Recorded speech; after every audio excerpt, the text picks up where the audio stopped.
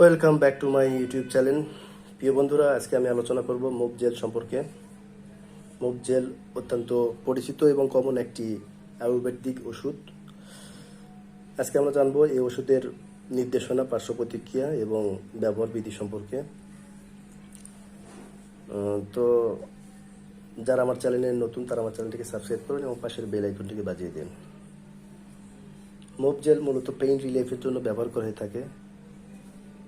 এটা বিভিন্ন ধরনের মাসেলস পেইন, মাংসপেশিতে ব্যথা, কোমর ব্যথা, তারপরে ঘাড় ব্যথা, মেরুদণ্ডে ব্যথা, জয়েন্টে ব্যথা বা পায়ের গোড়ালিতে ব্যথা, পায়ের তলায় ব্যথা করে। বিভিন্ন সময় আমরা দুর্ঘটনাবশত ব্যথা পেয়ে থাকি, বিভিন্ন যানবাহনে চলাচলের সময় আমরা ব্যথা পেয়ে থাকি। তো এসব ব্যথাটাকে দূর করার জন্য আমরা এই জেলটি ইউজ করতে পারি।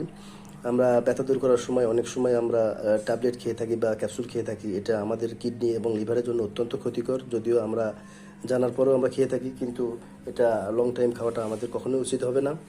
তো এটা মুভ জেলটা খুবই ভালো ব্যথা দূর করার জন্য। ইনস্ট্যান্ট 5 থেকে 10 মিনিটের মধ্যে আপনার ব্যথাটাকে দূর করে দিবে।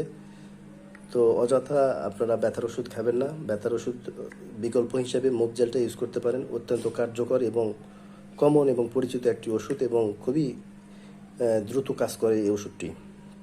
এটা একটি আয়ুর্বেদিক ওষুধ। তো এটা আপনি ব্যবহার করবেন পরিমাণ মতো, আঙ্গুলে নেবেন, আঙ্গুলে মাথায় নেবেন। নেওয়ার পরে এটা যে জায়গাতে ব্যথা হয় সেই জায়গাতে আপনি দিবেন।